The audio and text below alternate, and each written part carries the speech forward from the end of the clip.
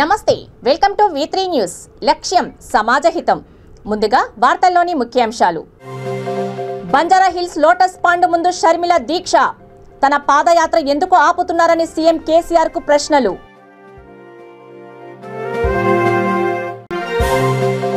బీసీలకు జరిగిన మేలుపై చర్చకు సిద్ధమా చంద్రబాబు నాయుడుకి ఎంపీ మోపిదేవి సవాల్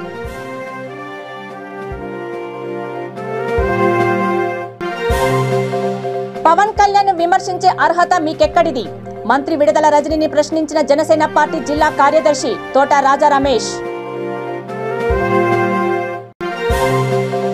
గుర్తుపెట్టుకో డీఎస్పీ నీ రాసలీల ఒక్కొక్కటి బయట పెడతా తాడిపత్రి డీఎస్పీకి ఓపెన్ ఛాలెంజ్ విసిరిన టీడీపీ ఎస్సీ సెల్ మహిళా అధ్యక్షురాలు ఇక డీటెయిల్స్ చూస్తే బంజారా హిల్స్ లోటస్ పాండ్ ముందు వైఎస్ఆర్ పార్టీ అధ్యక్షురాలు షర్మిల నడి రోడ్డు మీద దీక్ష నిర్వహించారు ఆమె మాట్లాడుతూ తెలంగాణ సీఎం కేసీఆర్ తనను పాదయాత్ర చేయకుండా ఆపుతున్నారని షర్మిల మీడియాకు తెలియజేశారు బండి సంజయ్ పాదయాత్ర చేయడానికి అనుమతి ఎందుకు ఇచ్చాడు కేసీఆర్ బీజేపీతో వారు కుమ్మక్కైనందుకేనా అని ఆమె ప్రశ్నించారు తెలంగాణలో వైఎస్ఆర్ తెలంగాణ పార్టీ వలన కేసీఆర్ కి భయం పట్టుకుందని షర్మిల నిప్పులు చెరిగారు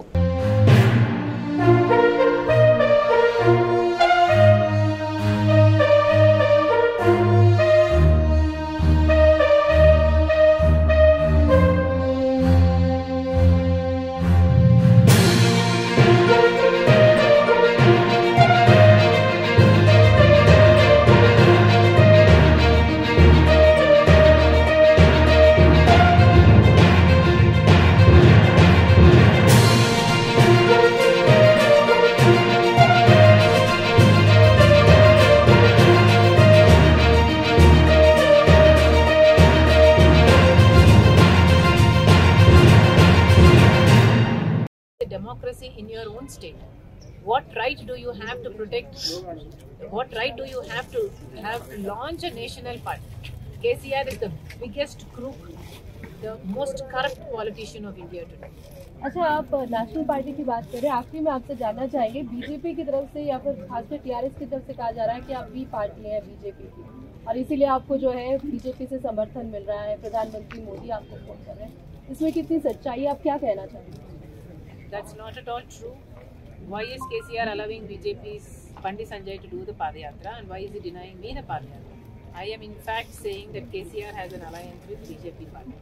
Why is KCR's corruption not being explored by the BJP party? Every minister comes here and says KCR is using Kaleshwaram as an ATM project, as an ATM. Then why aren't you commissioning an inquiry is my question to the BJP party. Nara Chandrababu నాయుడుపై Rajya Sabha సభ్యులు మోపిదేవి వెంకటరమణరావు తీవ్ర స్థాయిలో విరుచుకుపడ్డారు బీసీలకు జరిగిన మేలుపై చర్చకు సిద్ధమా అని మోపిదేవి బాబుకు సవాల్ విసిరారు బాపట్ల జిల్లా రేపల్లెలో ఆయన విలేకరుల సమావేశంలో మాట్లాడుతూ వచ్చే ఎన్నికలే చంద్రబాబు నాయుడికి చివరి ఎన్నికలు ఆయన తెలిపారు రాజ్యసభ సీట్లను కోట్ల రూపాయలకు అమ్ముకున్న గనుడు చంద్రబాబు నాయుడు అని మోపిదేవి ఆరోపించారు ఆ బీసీ సదస్సు జరిగిన రోజు నుంచి చంద్రబాబు నాయుడు గారికి బీసీలు పూర్తిగా దూరం అయిపోయారు అనేటువంటి నగ్న సత్యాన్ని ఆ రోజు కళ్ళకు కట్టి చూపించిన పరిస్థితులు ఉన్నాయి సహజంగానే ఈ మధ్య చంద్రబాబు నాయుడు గారికి మతి భ్రమించి బ్యాలెన్స్ తప్పి మాట్లాడుతున్నాడు ఒక అభద్రతా భావంలో గెలిపాడు రేపు 24లో జరిగేటటువంటి ఎన్నికల్లో నేను ఎన్ని ప్రయత్నాలు చేసినప్పుడు కూడాను ప్రజలు నన్ను ఆదరించే పరిస్థితుల్లో నన్ను విశ్వసించే పరిస్థితుల్లో లేరు అని చెప్పి ఒక ఫ్రస్ట్రేషన్ లో గెలిపోయి కర్నూలులో ఇష్టం వచ్చినట్టు మాట్లాడాడు అదేవిధంగా యాత్రల పేరుతో బయలుదేరాడు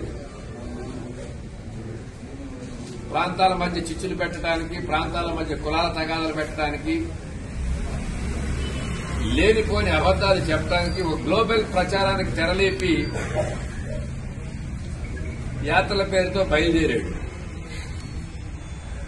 ఆ క్రమంలో నిన్న పొన్నూరులో మాట్లాడుతూ ఆయన తెలుగుదేశం కరపత్రం ఇది ఈనాడు పేపర్ అని రాయడం కన్నా కూడా దీన్ని తెలుగుదేశం కరపత్రం అని చెప్పి రాస్తే బాగుంటుంది సంబంధించినటువంటి ప్రజాప్రతినిధులుగా ఎక్కడికి వచ్చి చర్చించడాకైనా కూడా మేము సిద్ధంగా ఉన్నాం బీసీ సామాజిక వర్గాల వారిని నమ్మి నట్టేట ముచ్చిన వ్యక్తి చంద్రబాబు నాయుడు. ఇచ్చిన మాట ప్రకారం బీసీ సామాజిక వర్గాల వారిని అన్ని విధాలుగా ఆదుకున్నటువంటి ఏకైక నాయకుడు ఎవరయ్యా అంటే జాతీయ స్థాయిలోనే ఆంధ్ర రాష్ట్ర ముఖ్యమంత్రి శ్రీ వైఎస్ జగన్మోహన్ రెడ్డి గారు అని చెప్పే దాంట్లో ఎలాంటి సందేహం లేదు. వీళ్ళు రాస్తారు ఈనాడులో 4 సంవత్సరాల తర్వాత బీసీలు గుర్తొచ్చారా అని చెప్పని. బీసీలు ఇప్పుడు గుర్తురాల జగన్మోహన్ రెడ్డి గారికి మొదటి నుంచి కూడా ఆ వర్గానికి అగ్రస్థానంలో వేశారు కాబట్టి నేను చెప్పినట్టు వార్డు మెంబర్ల దగ్గర నుంచి రాజ్యసభ వరకు 85,000 మంది ప్రజాప్రతినిధులు ఒక వేదిక మీద రావటం అంటే, ఒక ప్లాట్ఫామ్ మీద రావటం అంటే, ఒక డయాస్ దగ్గర రావటం అంటే సామాన్య విషయం కాదు. అది ఆ బీసీ వేదిక చూసిన దగ్గర నుంచి చంద్రబాబు నాయుడు గారికి మతి ఇంకా భ్రమించింది. 4 సంవత్సరాల తర్వాత ఇవాళ గుర్తురావటం ఏంటి? రాష్ట్ర భవిష్యత్తుని కాపాడటానికి ఇవే చివరి ఎన్నికలంట. రాష్ట్ర భవిష్యత్తు కాదు, చంద్రబాబు నాయుడు భవిష్యత్తుకి అయిపోయింది. కథం. నువ్వు ఎన్ని బీసీ సదస్సులు పెట్టినా, ఎలాంటి సదస్సులు పెట్టి వర్గాల గురించి నువ్వు ఎన్ని మాట్లాడినప్పుడు కూడాను ప్రయోజనం లేదు. రాష్ట్రంలో ఒక విధంగా ఇన్ని రకాల కార్యక్రమాలు చేపడుతూ పార్లమెంటులో బీసీ సామాజిక వర్గాల వారికి చట్టసభలలో తగిన ప్రాధాన్యత, రిజర్వేషన్ కల్పించాలని చెప్పి ప్రైవేట్ బిల్లును ప్రవేశపెట్టినటువంటి ఏకైక నాయకుడు ఎవరైనా ఉన్నారంటే ఆంధ్ర రాష్ట్ర ముఖ్యమంత్రి శ్రీ వైఎస్ జగన్మోహన్ రెడ్డి గారు. నేను 40 సంవత్సరాల పొలిటికల్ ఇండస్ట్రీలో ఒకసారి ఢిల్లీ గడ్డనే శాసించావు. నువ్వు ఆంధ్ర రాష్ట్రంలో కూర్చొని నిర్ణయిస్తే ప్రధానమంత్రులు వచ్చి కూర్చున్నారు అక్కడ. నువ్వు ఆంధ్ర రాష్ట్రం నుంచి వెళ్ళి చక్రం తిప్పితే రాష్ట్రపతులను నియమించిన పరిస్థితులు ఉన్నాయి. ఏనాడైనా కానీ పార్లమెంటులో బీసీ సామాజిక వర్గాలకు సంబంధించి తగిన ప్రాధాన్యత ఇస్తూ బిల్లుని ఏనాడైనా ఏదైనా బిల్లును ప్రవేశపెట్టావా?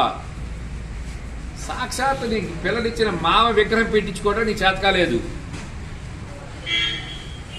నువ్వు ఈరోజు బీసీ వర్గాల గురించి నువ్వు మాట్లాడేది ఏంటి? పార్లమెంట్లో జగన్మోహన్ రెడ్డి గారు ప్రస్తావన చేయించారు. ఓట్లు వేసిన ప్రజలకు అందుబాటులో లేకుండా ఉన్న మీకు పవన్ కళ్యాణ్ విమర్శించే అర్హత లేదని జనసేన పార్టీ జిల్లా కార్యదర్శి తోట రాజా రమేష్ మంత్రి విడుదల రజనిని ప్రశ్నించారు. జనసేన పార్టీ కార్యాలయంలో ఆయన మీడియా సమావేశంలో మాట్లాడారు. విజయవాడలో జరిగిన బీసీ గర్జన సభలో మంత్రి విడుదల రజని పవన్ కళ్యాణ్ ఫెయిల్యూర్ పొలిటీషియన్ అనడాన్ని ఆయన తీవ్రంగా ఖండించారు. అధికారం వచ్చినప్పటి నుండి చిలకలూరిపేటలో జరిగిన అభివృద్ధి ఏంటో ప్రజలందరికీ తెలుసునని అన్నారు. తీవ్రంగా ఖండిస్తున్నాము. మీకు ఓట్లేసి గెలిపించినటువంటి చిలకలూరిపేట ప్రజలకు అందుబాటులో లేకుండా ఉండటం మీరు ఫెయిల్యూర్ పొలిటీషియనా, మా నాయకుడు ఫెయిల్యూర్ పొలిటీషియనా? అదేవిధంగా మీకు మినిస్టర్ పదవి వచ్చినప్పటి నుంచి మీరు ఎమ్మెల్యేగా ఉన్న చిలకలూరిపేటలో ఏం అభివృద్ధి చేశారనేది చిలకలూరిపేట నియోజక ప్రజలందరూ తెలుసు. ఏమి అభివృద్ధి జరిగింది చిలకలూరిపేటలో? దోమలు, డెంగ్యూలు, జ్వరాలు, పందులు, కుక్కలు, మీరు పరిపాలన మీరు ఫెయిల్ అయ్యారా? మా అధినాయకుడు పవన్ కళ్యాణ్ గారు ఫెయిల్ అయ్యారా? అదేవిధంగా జగనన్న కాలనీకు పసుమర్తిలో రైతులు ఇచ్చినటువంటి పొలాల్లో భారీ కుంభకోణాలను జరిగిన ఆ రోజు మేము చెప్పడం జరిగింది.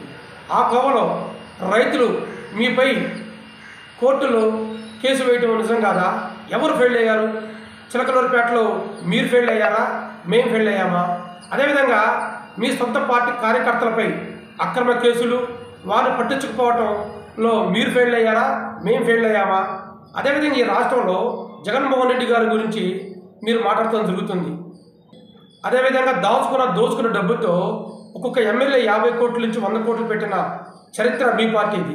అదేవిధంగా జీరో బడ్జెట్ పాలిటిక్స్తో అవినీతి రహిత పరిపాలన అందించడానికి నోటికి కానీ ముందుకు కానీ ₹1 ఇవ్వకుండా ఈ రాష్ట్రంలో ఎలక్షన్కి వెళ్ళిన చరిత్ర మాది. మా అధినాయకుడు పవన్ కళ్యాణ్ గారు గెలిచినా గెలవకపోయినా తన సొంత డబ్బులు వెచ్చించి ఏదైతే మీ అసమర్థ పరిపాలన వలన చనిపోయిన కౌలు రైతుల కుటుంబాలకి ఒక్కొక్క కుటుంబానికి ₹1,00,000 ఇచ్చినటువంటి మా నాయకుడికి మీ నాయకుడికి పోటీ పెడుతున్నారు జగన్ రజనీ గారు. అధికారంలో ఉన్నా లేకపోయినా, గెలిచినా గెలవకపోయినా, పార్లమెంట్ సభ్యులుగా ఉన్నా మీరు సక్సెస్ అయిన పొలిటీషియన్ మాత్రం కాదు. అధికారం ఉన్నా లేకపోయినా ప్రజల కోసం నిరంతరం పోరాటం చేసినటువంటి మా నాయకుడు నిజమైన పొలిటీషియన్. మీరు జగన్మోహన్ రెడ్డి గారు ఈ రాష్ట్రంలో అధికారంలో రావడానికి ముంగల 2018లో నవరత్నాల్లో భాగంగా అనేక వాగ్దానాలు చేసిన మాట వాస్తవం కాదా? ఏదైతే నిరుద్యోగం ఉన్నటువంటి యువతకి సంవత్సరానికి 10,000 ఉద్యోగాలు ఇస్తాను, ప్రతి సంవత్సరం జాబ్ క్యాలెండర్ రిలీజ్ చేస్తానని చెప్పి ఇప్పుడు జాబ్లెస్ క్యాలెండర్ రిలీజ్ చేయడం మాట వాస్తవం కాదా? అదేవిధంగా మద్యపాన నిషేధం చేస్తానని చెప్పి ఈరోజు అదే మద్యాన్ని గుర్తుపెట్టుకో డిఎస్పీ, ఆడదాని నన్ను చూడకుండా కోర్టులు మెట్లు ఎక్కించావు, నీ రాసలీల ఒక్కొక్కటి బయట పెడతానని అనంతపురం జిల్లా తాడిపత్రి డిఎస్పీకి టీడీపీ ఎస్సీ సెల్ మహిళా అధ్యక్షురాలు కొంకరి కమలమ్మ ఓపెన్ ఛాలెంజ్ విసిరారు. తాను చదువురాని వ్యక్తి అయినందుకే ఇలా వేధిస్తున్నారన్నారు. 24 గంటలు గడవక ముందే తనను కోర్టులు మెట్లు ఎక్కించావని ఆమె ఆవేదన చెందారు. గతంలో కమలమ్మపై కొన్ని కేసుల నేపథ్యంలో పోలీసులు ఆమెను అరెస్టు చేశారు. గతంలో 307 కేసులో ముందస్తు బెయిల్పై ఉంది. ఆమె రిమాండ్ను కోర్టు తిరస్కరించింది. జిల్లా కోర్టులో మాజీ ఎమ్మెల్యే జేసీ ప్రభాకర్ రెడ్డి కమలమ్మను పరామర్శించారు.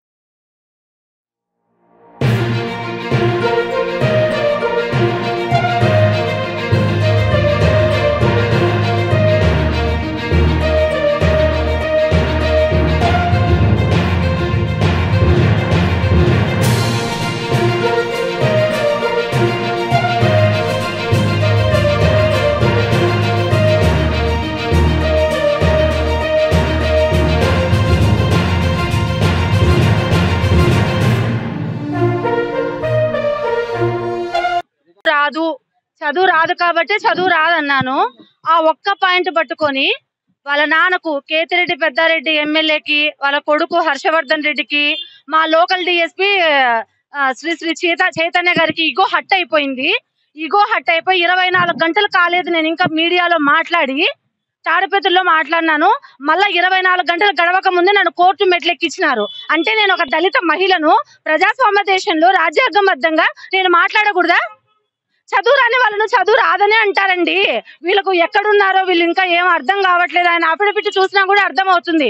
దీన్నంతా ఇంట్రెస్ట్ తీసుకొని మా డిఎస్పీ గారు ఎట్లయినా సరే దీన్ని బయటికి లోపలికి పంపించాలని ఎంత పొద్దున్న నుంచి ఒక హైడ్రామా నోటీసులు నా మీద కొన్ని కేసులు ఉన్నాయి, పెట్టి కేసులు. ఆ పెట్టి కేసులను ఇన్ని రోజులు 41 నోటీస్ ఇవ్వకుండా ఆపింది ఎవరు? ఇన్ని రోజులు పోలీసులు నిద్రపోతున్నారు. ఎప్పుడైతే ఎమ్మెల్యే కొడుకును డిఎస్పీని నేను మాట్లాడినానో అప్పుడు నా మీద ఉన్న కేసులన్నీ బయటకు తీసుకొచ్చి ఈ రోజు నోటీస్ సర్వ్ చేసి ఎస్సీ వాళ్ళతోనే వైఎస్ఆర్సీపీ వాళ్ళతో నా మీద కేసు పెట్టించి ఈ రోజు కోర్టు మెట్లెక్కించినారు. కానీ అన్యాయం అనేది ఎప్పటికైనా ఓడిపోతుంది, న్యాయం గెలుస్తుంది అనడానికి ఈ రోజు ఖచ్చితంగా నేను court Anantapur first class magistrate దగ్గర నా రిమాండ్ ను తిరస్కరించి నన్ను బయటికి పంపించారు. గుర్తుపెట్టుకో డిఎస్పీ, నువ్వు ఆడదానివి అని కూడా చూడకుండా, దళిత మహిళని చూడకుండా ఈ రోజు నన్ను కోర్టు మెట్లెక్కించావు.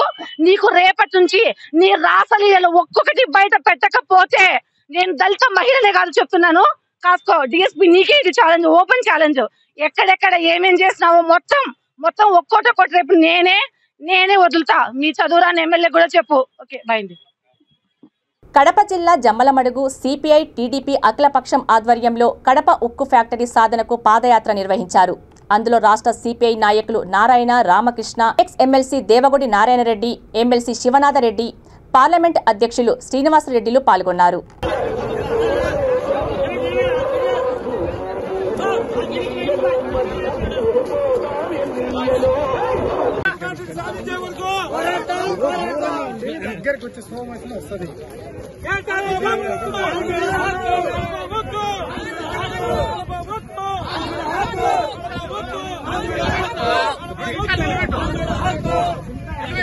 అంతర్జాతీయ అవినీతి వ్యతిరేక దినోత్సవం సందర్భంగా చిలకలూరిపేట మైలవరపు గుండయ్య మున్సిపల్ కౌన్సిల్ హాల్లో పౌరుల సమగ్రత ప్రతిజ్ఞ చేశారు. వినియోగదారుల పరిరక్షణ ఫోరం ఆధ్వర్యంలో మున్సిపాలిటీ కమిషనర్ సిబ్బంది చేత సమగ్ర ప్రతిజ్ఞ చేయించారు.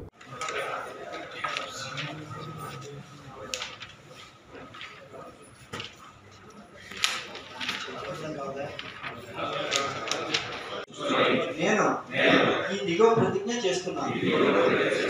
ప్రజాజీవనంలో భాగమైన అన్ని అంశాల్లో స్వచ్ఛతను పాటిస్తూ దేశీయ చట్టాలను గౌరవిస్తాను. నేను లంచం పుచ్చుకోను, ఇవ్వను. అన్ని పనులు నిజాయితీతోనూ పారదర్శకంగాను నిర్వహిస్తాను. ప్రజా ప్రయోజనాలు దృష్టిలో ఉంచుకొని పనిచేస్తాను. వ్యక్తిగత ప్రవర్తనలో కూడా సమగ్రత పాటిస్తూ అందరికీ ఆదర్శవంతంగా ఉంటాను. అవినీతికి సంబంధించిన సంఘటనలు ఏమైనా నా దృష్టికి వస్తే సంబంధిత అధికారుల దృష్టికి అవరోధమని నేను విశ్వసిస్తున్నాను. ప్రభుత్వం, పౌరులు, ప్రైవేట్ రంగం అందరూ అవినీతి నిర్మూలనకు కలిసికట్టుగా కృషి చేయాలని నేను గట్టిగా విశ్వసిస్తున్నాను. ప్రతి ఒక్క పౌరుడు అత్యంత జాగరూకతతో వ్యవహరిస్తూ అన్ని సమయాల్లోనూ నీతి, సమగ్రతల అత్యున్నత ప్రమాణాలను పాటిస్తూ అవినీతి వ్యతిరేక పోరాటానికి మద్దతు ఇవ్వాలని నేను గుర్తించాను. మీర్పేట్ ప్రాథమిక పాఠశాలను బీజేపీ నాయకులు రంగారెడ్డి జిల్లా అధ్యక్షుడు బొక్క నరసింహారెడ్డి సందర్శించారు. 4వ తరగతి అమ్మాయి పూజ మొన్న పోలీస్ స్టేషన్లో అన్నం సరిగా పెట్టడం లేదని, పురుగుల ఆహారం వస్తుందని మీర్పేట్ పోలీస్ స్టేషన్కు వెళ్లి ఫిర్యాదు చేసినట్లు ఆయన తెలిపారు. ఈ రోజు స్కూల్కు వెళ్లి అక్కడున్న పరిస్థితిని ఆయన ఆరా తీశారు. ఆయనతో పాటు బీజేపీ 4 లీడర్ కీసర గోవర్ధన్ రెడ్డి, స్థానిక కార్పొరేటర్లు భిక్షపతిచారి, కీసర హరినాథ్ రెడ్డి స్థానిక నాయకులతో కలిసి పాఠశాలలో ఉన్న పరిస్థితులను పరిశీలించారు.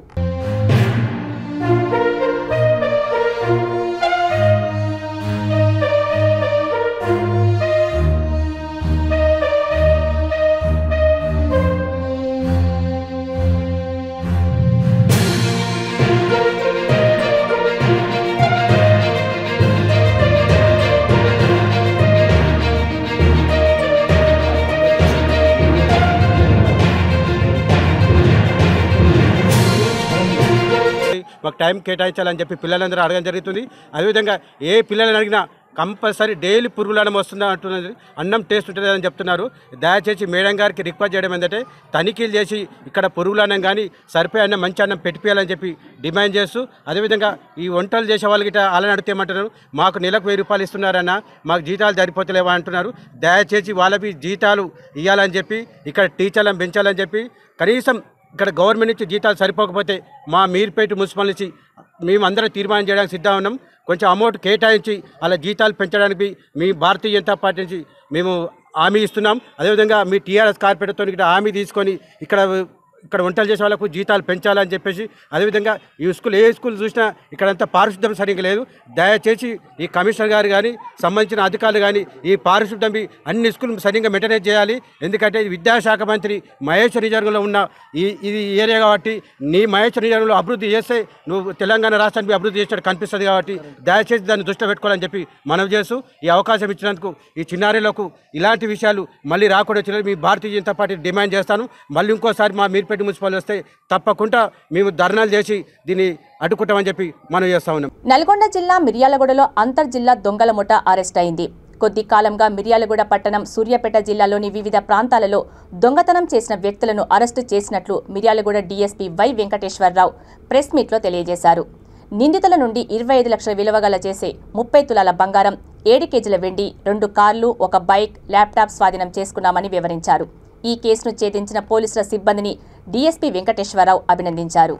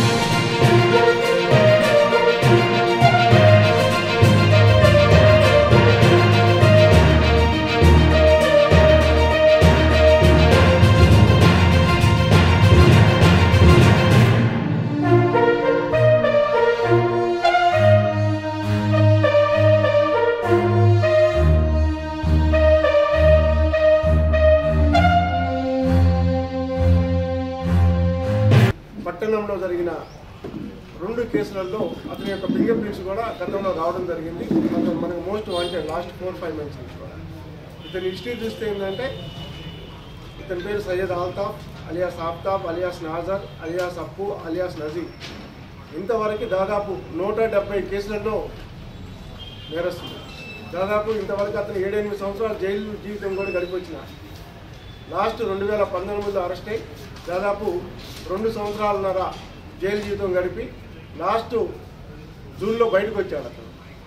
అయితే జైల్లో ఉండగానే వీళ్ళకి రమావత్ సురేష్, వాటర్ ట్యాంక్ తండా, అట్లాగే ఆంగోత్ నాగరాజ్, లాల్ సింగ్ తండా, పెన్పహాడ్ మండలి, వీళ్ళిద్దరూ కూడా గతంలో ఈ గాంజా కేసులో అరెస్ట్ అయ్యి జైలుకి వెళ్ళడం జరిగింది. జైల్లో వీళ్ళు పరిచయం అయ్యారనమాట. పరిచయం అయినప్పుడు ఇంతకుముందు ఈ యొక్క ఆల్తాఫ్ అనే అతను వరంగల్, రామగుండం, అట్లాగే కరీంనగర్, ఖమ్మం ఆ ఏరియాలో దొంగతనాలు చేసి అరెస్ట్ కావడం జరిగింది. నన్నంటే ఆ ఏరియాలో బాగా గుర్తుపడతారు, నన్ను అక్కడ పోలీసులు చేంజ్ చేస్తారు, నాకు ఎక్కడన్నా మంచి మీరు షెల్టర్ ఇప్పిస్తే నేను మీకు చాలా హెల్ప్ చేస్తానని వీళ్ళతో చెప్పడం జరిగింది. ఆ విధంగానే అతను జైలు నుంచి రాగానే వీళ్ళని అప్రోచ్ అయ్యాడు. వీళ్ళు వాళ్ళకి షెల్టర్ కూడా ఇద్దరు కలిసి ప్రొవైడ్ చేశారు.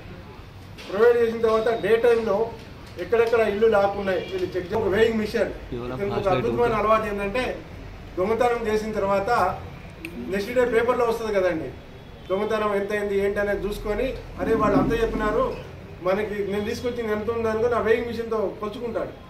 కొలుచుకున్న తర్వాత అతనే అనుకుంటారు అరే పబ్లిక్ నాకంటే పెద్ద దొంగలు వీళ్ళు వాళ్ళ ఇంట్లో 10 తులాలు పోతే నా 18 తులాలని పోలీస్ స్టేషన్లో కంప్లైంట్ ఇచ్చినారు అని అతను మన ఇంట్రాగేషన్లో చెప్పడం జరిగింది అనమాట. ఇవన్నీ ఇలా పట్టుకొని ఇవన్నీ కూడా రికవరీ చేయడం, దాదాపు 25 లక్షల వర్త్ చేసే గోల్డ్ కానీ సిల్వర్ ఆర్నమెంట్స్ ఇతని పొజిషన్ నుంచి కానీ ఇతని పోలీస్ పొజిషన్ నుంచి కానీ రికవరీ చేయడం జరిగింది. దీంట్లో బాగా పనిచేసినటువంటి మా సిబ్బందిని అందరినీ కూడా ఈ కానిస్టేబుల్స్ ఇద్దరు ఇంతకుముందు మీకు చెప్పాను, శ్రీనివాస్, నాగరాజ్, అలాగే క్రైమ్ ఎస్ఐ సుధీర్ కుమార్, అట్లాగే రూరల్ ఎస్ఐ, అలాగే సిఐలు అందరూ కూడా దీంట్లో వర్క్ చేసి ఈ కేసును డిటెక్ట్ చేయడం జరిగింది. చేసిన వాళ్ళందరికీ కూడా మంచి రివార్డ్స్ ఇవ్వాల్సిందిగా మా ఉన్నత అధికారులకు సిఫారసు చేయడం జరుగుతూ ఉంది. వాళ్ళందరినీ కూడా మీ ముఖ్యంగా మేము అభినందిస్తున్నాం. టీఆర్ఎస్ రాష్ట్ర సమితిని బీఆర్ఎస్గా భారత ఎన్నికల కమిషన్ ఆమోదం తెలపడంతో టీఆర్ఎస్ శ్రేణులు సంబరాలు చేసుకున్నారు. జగిత్యాల జిల్లా మెట్పల్లి కొత్త బస్టాండ్ వద్ద టీఆర్ఎస్ శ్రేణులు భారీ ఎత్తున బాణాసంచా కాల్చి ఒకరికొకరు మిఠాయిలు తినిపించుకున్నారు. కోరుట్ల నియోజకవర్గం ఎమ్మెల్యే కల్వకుంట్ల విద్యాసాగరరావు ఆదేశాల మేరకు టీఆర్ఎస్ నాయకులు బీఆర్ఎస్ సంబరాలు జరుపుకున్నారు.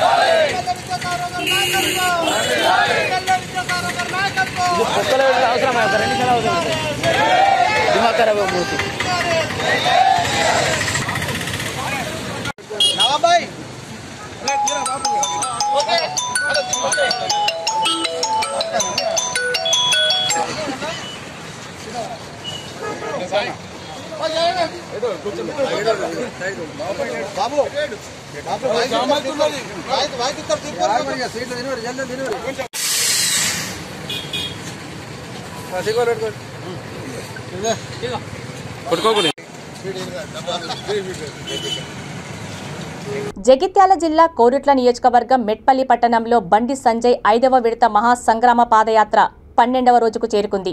మెట్పల్లి పాత బస్టాండ్లో సభ నిర్వహించిన తర్వాత యూసఫ్ నగర్ వరకు పాదయాత్ర కొనసాగుతుందని మెట్పల్లి కోరుట్ల ఇన్ఛార్జీలు సురభి నవీన్, డాక్టర్ జేఎన్ వెంకట్ తదితరులు తెలిపారు.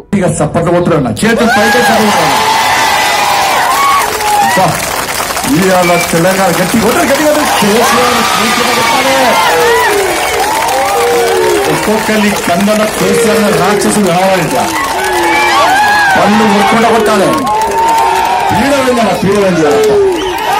అప్పటి నుంచి బాగా సంతోషం అనిపిస్తుంది అన్న. అబ్బా ఇప్పుడు వేరే మళ్ళా నిన్నకైనా కేసు వేసిండట, మళ్ళీ కేసు అయితే ఈడే తలగొడతాడు మళ్ళీ అనుకోండి నేను ఇక వీకెండ్ ఇక దాన్ని. ఎందుకంటే మొన్న దానికనే పీకుడు కానీ తోపు కానీ నేనే తెలంగాణ అని చెప్పన్నాడు. ఆ పోషణకి తాత అయిన ఏం చేసాడు, ఆయన పార్టీ పేర్ల తెలంగాణ తీసి పడేసాడు. ఇక తీసి పడేయకుండా ఆయన బండారం అంతా బయట పెడితే ఆయన తెలంగాణ ద్రోహి అని చెప్పి మొత్తం తెలిసిపోయింది. అన్నిట్లలో మోసం చేసిన విషయం తెలిసిపోయింది. దొంగ దీక్షలు మందు దాగి దీక్షలు చేసిన విషయం తెలిసిపోయింది. అందరినీ మోసం చేస్తున్న విషయం తెలిసిపోయాక ఇంకే పనిగా ఇక వీకెండ్ అటువేను. ఈయన వీకెండ్ ఆడపోయి వీక్తారట. ఈయననే చెల్లెని రూపాయికి గీతలకు కేసీఆర్ నోటికి కోతలు ఎక్కువ. తెల్లారు లేస్తే అబద్ధం ఆడతాడు. ఇవాళ పొద్దునే లేచిండట సారు, అందరు వాడు వీడి పోటీగా వస్తున్నాడట. అంత దొంగలే, అంత తుకుడే గ్యాంగ్ అంతా కలిసిరు. మళ్ళా తుకుడే గ్యాంగ్ దేశానికి వ్యతిరేకంగా నినాదం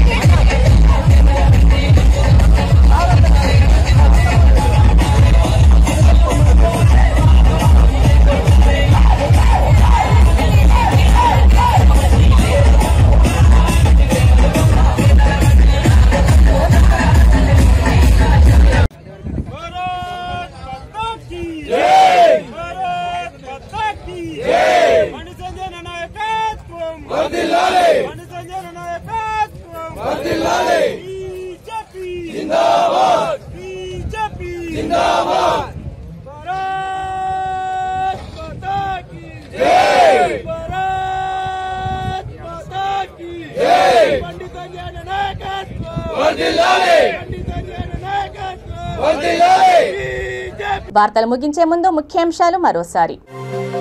బంజారా హిల్స్ లోటస్ పాండ్ ముందు షర్మిల దీక్ష. తన పాదయాత్ర ఎందుకు ఆపుతున్నారని సీఎం కేసీఆర్ కు ప్రశ్నలు.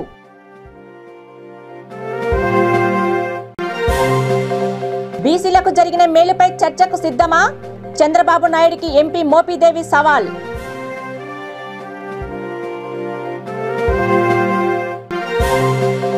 పవన్ కళ్యాణ్ విమర్శించే అర్హత మీకెక్కడిది? మంత్రి విడుదల రజనిని ప్రశ్నించిన జనసేన పార్టీ జిల్లా కార్యదర్శి తోట రాజా రమేష్. గుర్తుపెట్టుకో డీఎస్పీ, నీ రాసలీల ఒక్కొక్కటి బయట పెడతా. తాడిపత్రి డీఎస్పీకి ఓపెన్ ఛాలెంజ్ విసిరిన టీడీపీ ఎస్సీ సెల్ మహిళా అధ్యక్షురాలు. చూస్తూనే ఉండండి V3 న్యూస్. లక్ష్యం సమాజహితం. నమస్తే.